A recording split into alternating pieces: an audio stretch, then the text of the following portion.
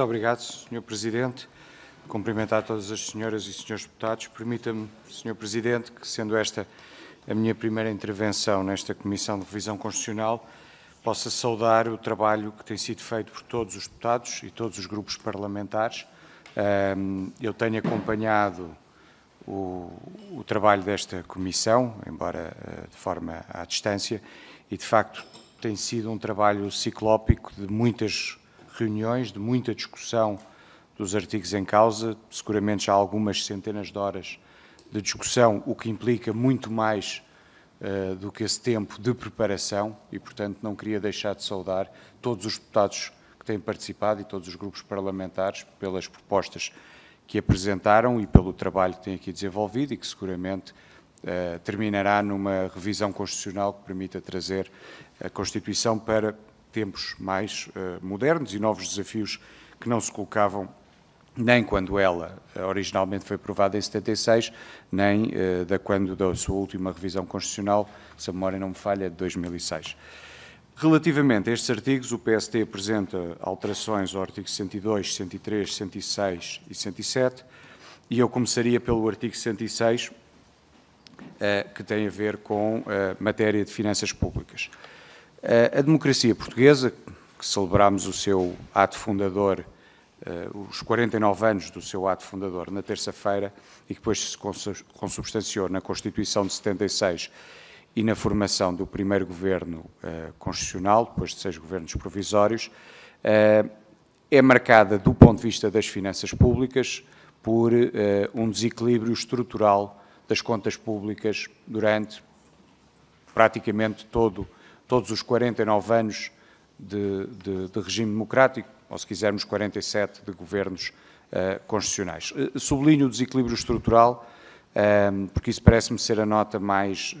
relevante e também porque depois, como falarei na segunda ronda, temos algumas discordâncias com as propostas dos outros dois partidos que também incidem sobre estes artigos, neste caso a Iniciativa Liberal e o Chega. Esse desequilíbrio estrutural das contas públicas fez com que praticamente todos os anos houvesse déficit orçamental nominal e isso naturalmente levou a que a dívida pública, que era bastante baixa em 74, subisse até um máximo de 130% em 2015, estando hoje, depois um novo máximo em 2020, de 136% do PIB por via da pandemia, estando hoje em 113%. Necessariamente, déficits orçamentais significam, ceteris paribus, um aumento da dívida pública. E a dívida pública é, indiscutivelmente, a maior restrição que nós temos do ponto de vista da condução da política económica e, naturalmente, da política orçamental, e é a maior restrição que temos ao crescimento económico em dois momentos. A dívida pública é uma restrição ao crescimento económico no momento em que ela aumenta, por aquilo que os economistas chamam o efeito crowding out, ou seja, o Estado, ao financiar-se, retira recursos à economia e, em função do ciclo económico, isso pode significar uma perda de crescimento, mas também no momento posterior, uma vez que mais dívida pública significa um maior encargo de juros e isso gera uma restrição orçamental maior e, portanto, menores graus de liberdade na condução da política orçamental. E, nesse sentido, o artigo 106 passaria a reforçar aquilo que deve ser a solidariedade entre gerações, muito em linha com aquilo que é o artigo 13 da Lei de Enquadramento Orçamental e, portanto, de certa maneira, dando provisão constitucional àquilo que a LEO já preconiza do ponto de vista da condução das finanças públicas. Porque este desequilíbrio estrutural, que é permanente nos 49 anos de regime democrático que levamos, leva a que, por regra, e não estou com isto a dizer necessariamente todos os anos, mas por regra,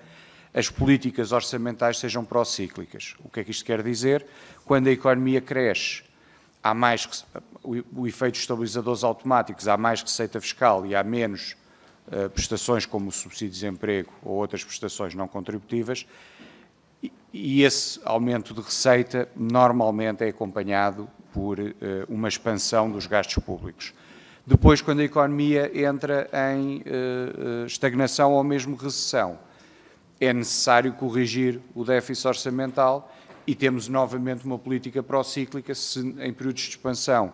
normalmente temos políticas procíclicas expansionistas, em períodos de recessão temos políticas procíclicas contracionistas. Ora, aquilo que a política orçamental devia ser era contracíclica, em períodos de expansão, a cautelar a posição orçamental, de maneira a que, depois, em períodos de recessão, possa-se utilizar não apenas os estabilizadores automáticos, mas também medidas de política económica que permitam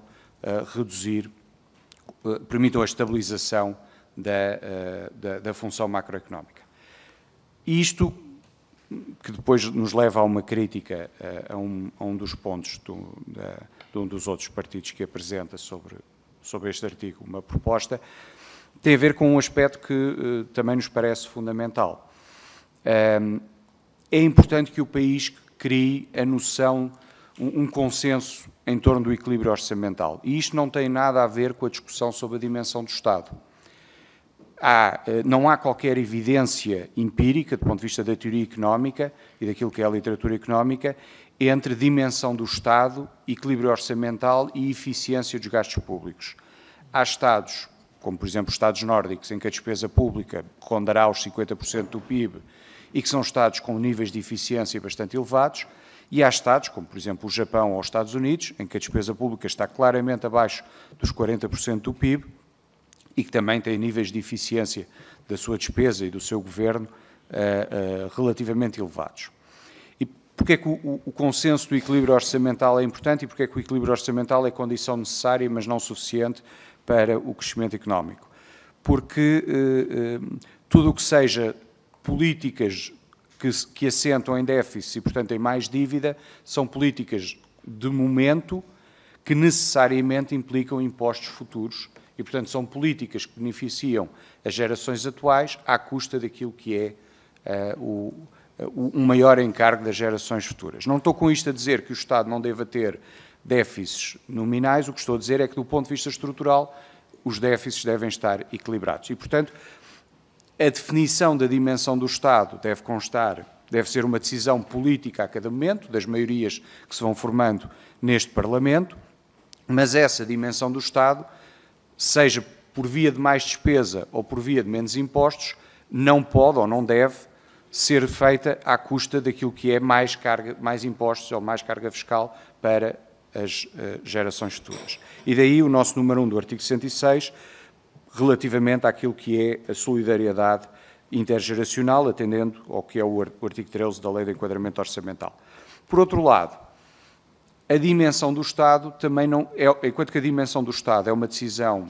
política, e se quisermos ideológica, que varia em função das maiorias que este Parlamento vai tendo, a organização da administração pública e a boa gestão da despesa pública não tem nada de ideológico, uma vez que é essencialmente uma decisão, se quisermos, técnica ou tecnocrática. E, nesse sentido, aquilo que é afirmado por todas as entidades internacionais e nacionais é que, de facto, o Estado português, e uso aqui o Estado no sentido lato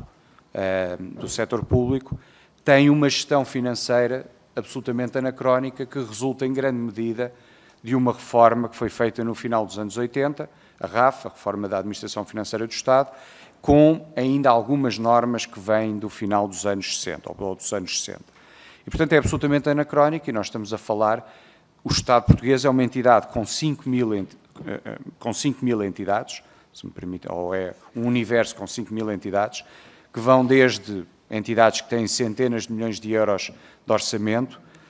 até juntas de freguesia que têm poucas dezenas de milhares de euros de orçamento.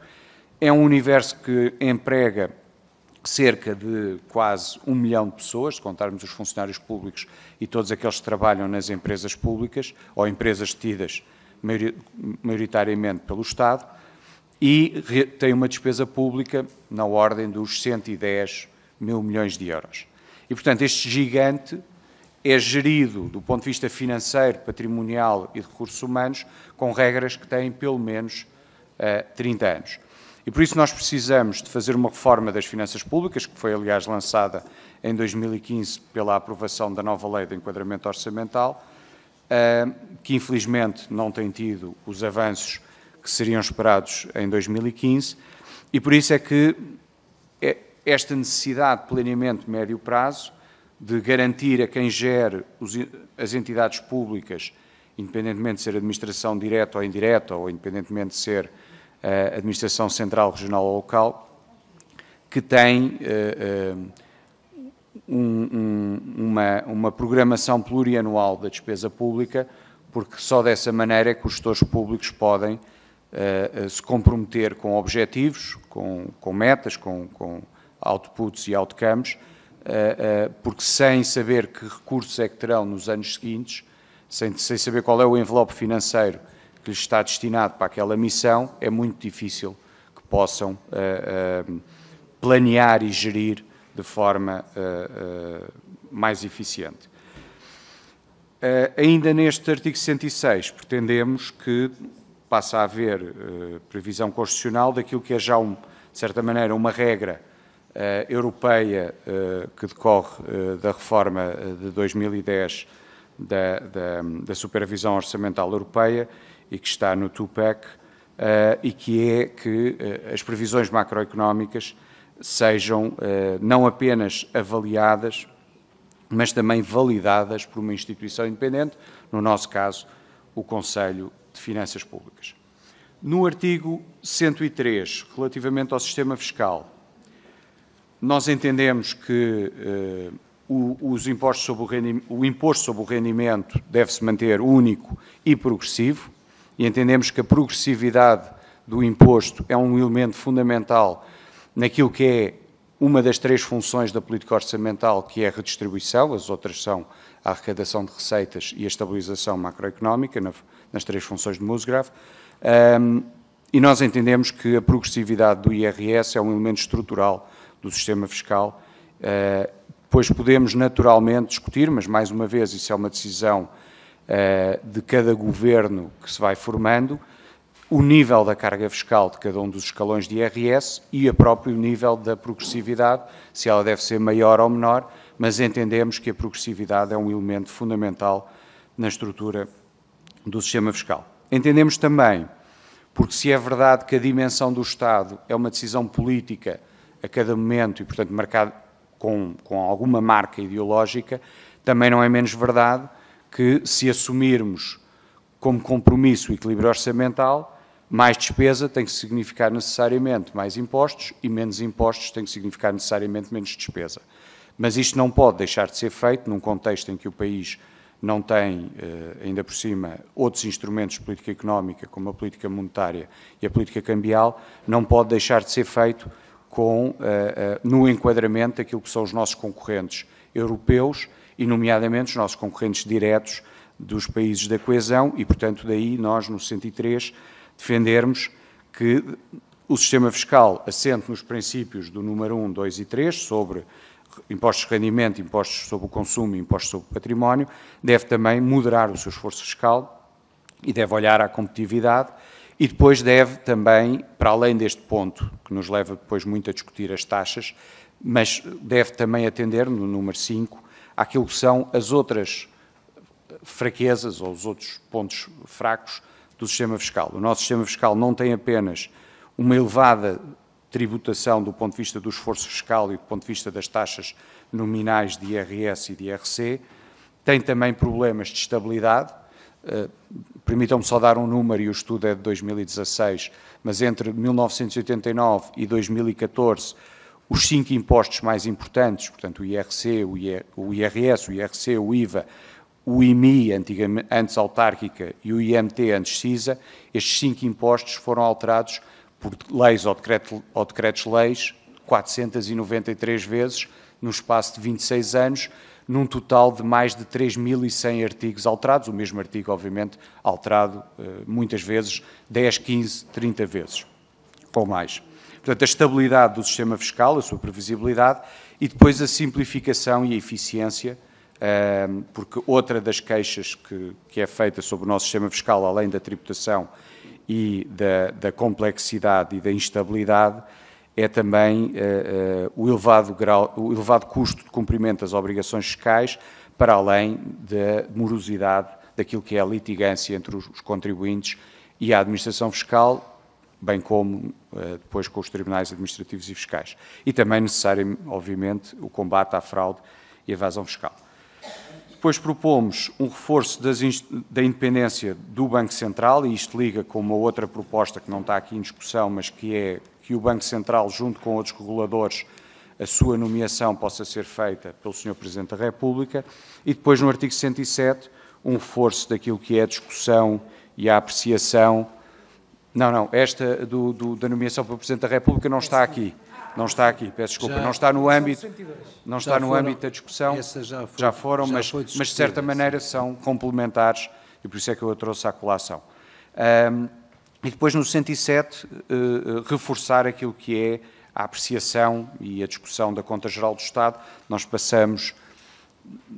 quase 2 meses a discutir o Orçamento de Estado e depois despachamos, peço desculpa pela expressão, despachamos a Conta Geral do Estado num debate, creio que normalmente com grelha de 30 minutos, e a Conta Geral do Estado é que nos mostra efetivamente aquilo que cada governo, em cada momento, fez, enquanto que o Orçamento apenas nos diz o que é que o governo pretende fazer.